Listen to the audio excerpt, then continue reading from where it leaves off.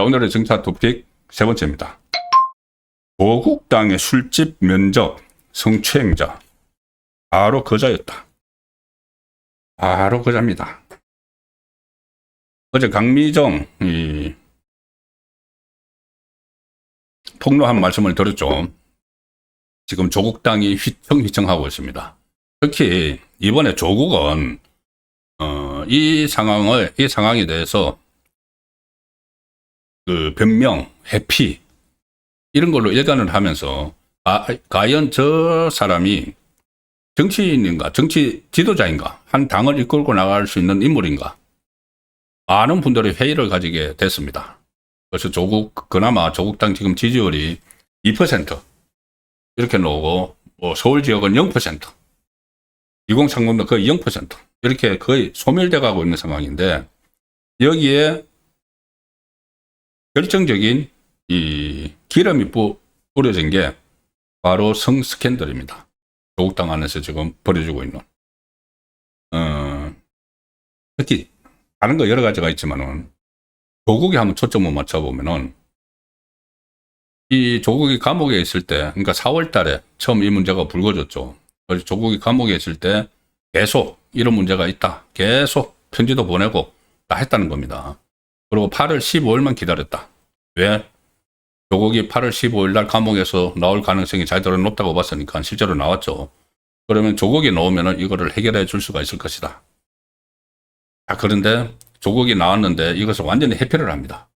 회피를 하니까는 이 강미정 전 대변인의 폭로가 나왔죠. 근데 이러고 폭로가 나오고 나서도 기자들과 만나서는 여기에 대해서 또 내가 다음에 말씀드리겠다, 이 입장에 대해서. 그리고 또 외면을 하죠. 그런데 이게 자칫하다가는 조국당이 소멸될 위기에 몰리니까 어제 한밤중에 SNS에 글을 올렸습니다. 그런데 핵심이 뭐냐? 내가 할 수 있는 일이 없었다. 왜? 내가 감옥에 가면서 당적이 박탈돼서 내가 당직이 없어서 당에서 일어난 일을 이래라 저래라 할 수가 없다. 참 헛웃음이 나오는 이야기죠. 이름 자체가 조국혁신당, 조국당입니다. 자기 당입니다. 그리고 지금 가해자 이제 두 사람인데, 잠시 말씀드리겠지만은, 가해자 두 사람은, 한 사람은 자기가 그 좌파 매체 언론인을 영입을 한 사람이고, 또 한 사람은 자기가 문재인 청와대 민정수석 할 때 그 밑에 데리고 있던 사람입니다. 그래서 같이 간 거죠, 조국당으로. 가해자 두 사람이 자기가 다 데려왔던 사람이고, 피해자 중에서도 강미정, 제가 어제 설명을 들었죠. 그때 이정석 검사 무슨 탄핵하는 그 국면에서 폭로를 해가지고 자기 남편 마약을 하는 거를, 처남댁이죠. 이정섭의 처남댁이 강미정인데, 자기 남편 마약을 하는 거를 무마했다, 이런 식으로 김어준 방송 가서 막 이야기하고 해서 그때 언론을 타니까, 그 나중에 이제 헌재에서는 기각이 됐습니다. 탄핵 소추안. 어쨌든 그 언론을 타니까는 그때 조국이 작년 4.10 총선 앞두고 직접 영입을 해서 대변인 시킨 인물이 바로 강미정입니다.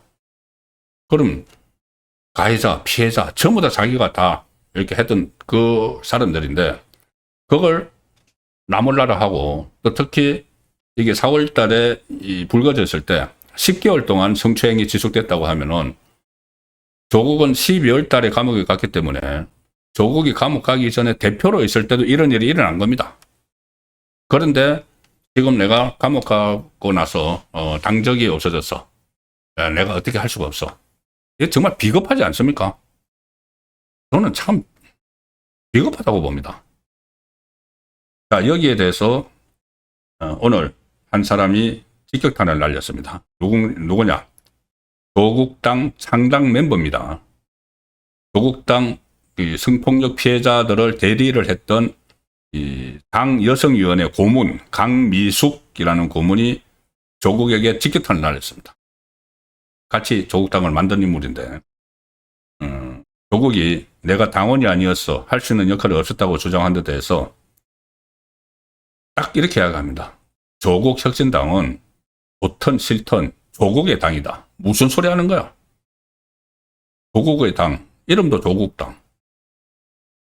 당문에 글을 올렸는데 강민숙 고문이 조국도 그렇고 많은 분들이 오늘 또 지금 김선민 대표 권한 대행하는 이 사람들이 뭐 사무총장 이 사람들이 나와서 왜 조국이 무슨 죄가 있어? 조국은 정말 당적도 없어서 우리가 다 한 건데 왜 조국 갖고 그래?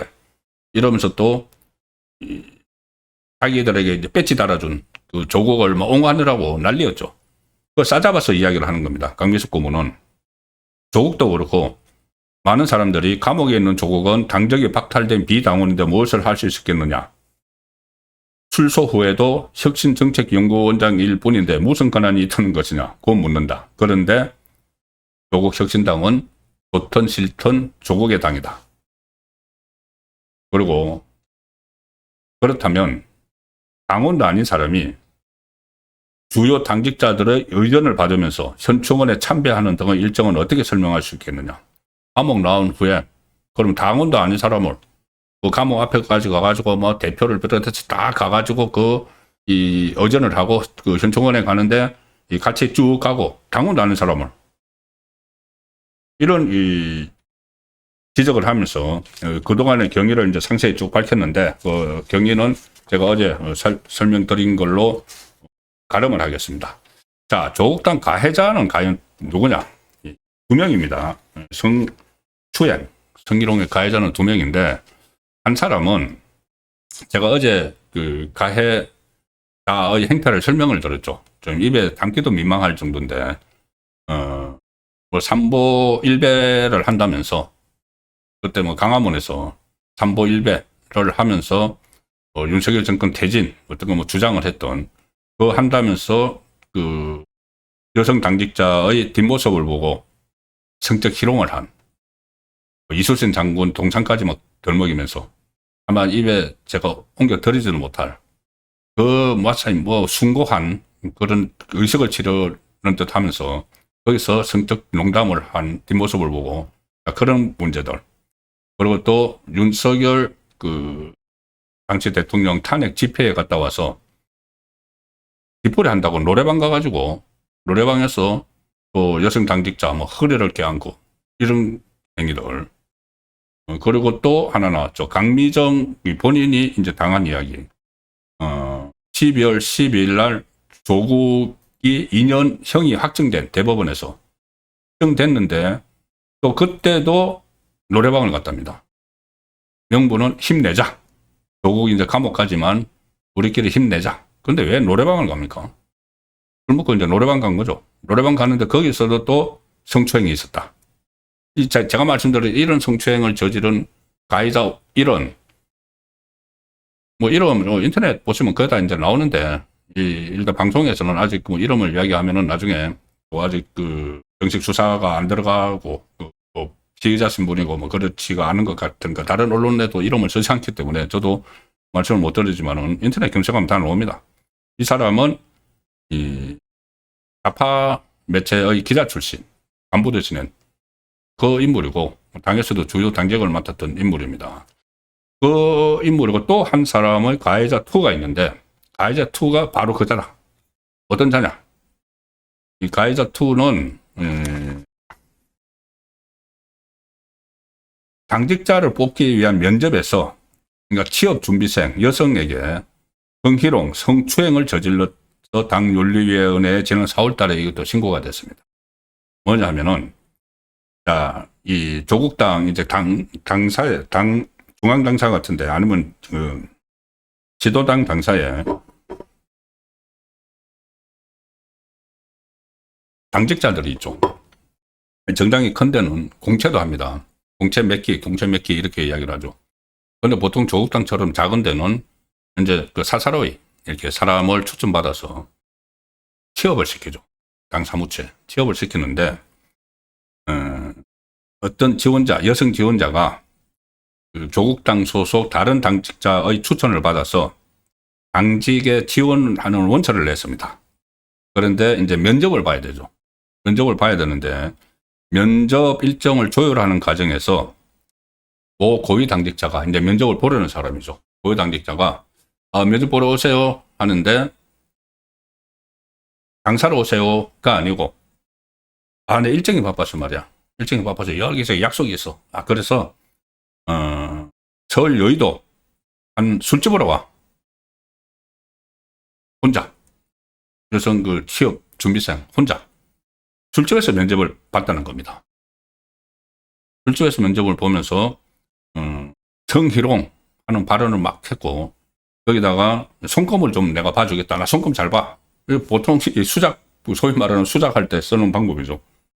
그런 류의 사람들이 손금을 봐준다고 하면서 이 여성 취업 준비생의 손을 막 잡고 강제 추행을 했다. 강제 추행을 했다.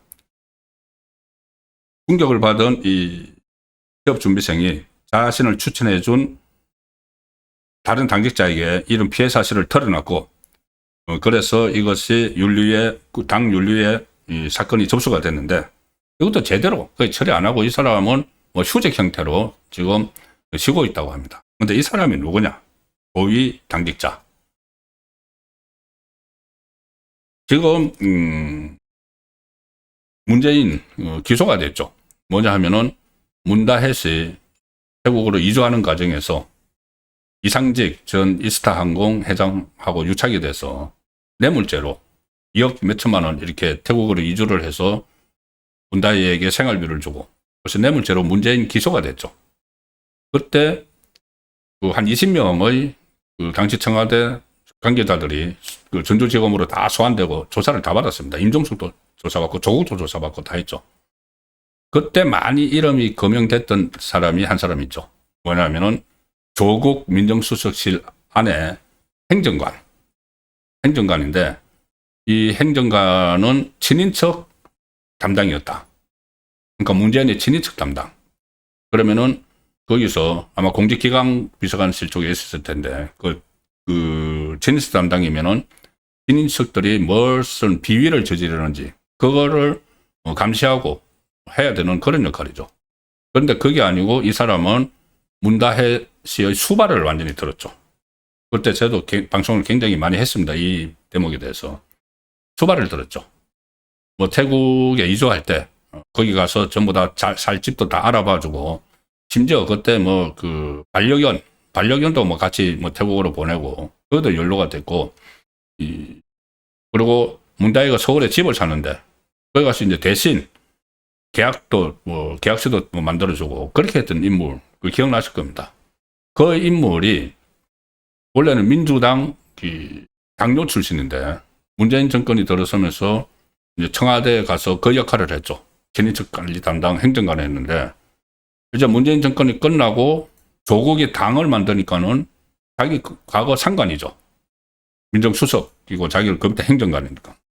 자기 이 상관이 만든 당에 들어가서 간부를 하고 있는 겁니다.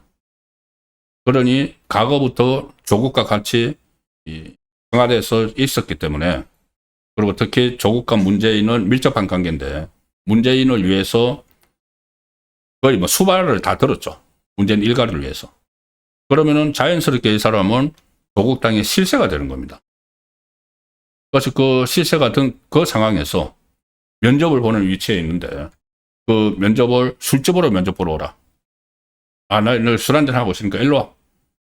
그래서 성희롱을 하고 손목을 만지고 성추행을 했다는 것이죠. 그래서 지금 이 파문이 일파만파 지금 당장 끝나지 않을 겁니다. 뭐 새로운 또 어떤 폭로 같은 것들이 나올 수가 있는 상황으로 가고 있다는 말씀을 드리겠습니다. 그리고 오늘 제가 그 최강욱 이야기를 좀 드리려고 했는데 제가 뭐 최강욱이 어떤 막말을 했던 이야기, 조국과 뗄래야 뗄 수가 없는 그 사이죠. 조국이 민정수석할 때 공직기강 비서관하고 그래서 그 전에 조국 아들 최강욱이 있는 로펌에 허위 인턴 증명서 발급해줘가지고 그 배지 날아가고 그렇게 했던 최강욱이죠. 최강욱이 조국을 두둔한다고 해서 했던 말들이 또 큰 논란이 되고 있습니다. 우선 그 피해 사실을, 성추문 피해 사실을 밝힌 이 피해자들이나 그 사람들을 돕는 조력자들을 개, 돼지에 비유를 하는 그런 발언을 했었죠. 그런 발언을 했고, 또 최근에 어떤 뭐 강연을 다니고 있다고 하는데, 소위 말하는 강연에서 했던 이야기들이 지금 큰 논란이 되고 있습니다.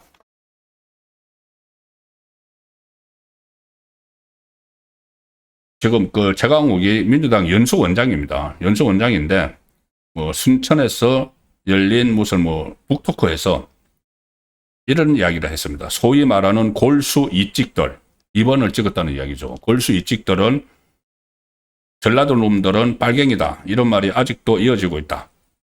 골수 이찍들 사이에서는.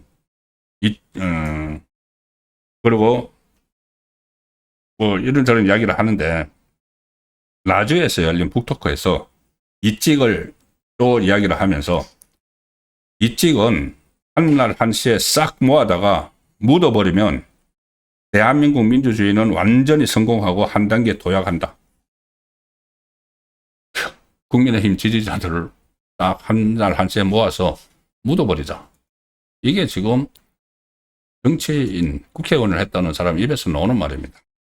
그리고 이 지역 혐오 발언, 영남 비하 발언 또 막 쏟아내고 있습니다.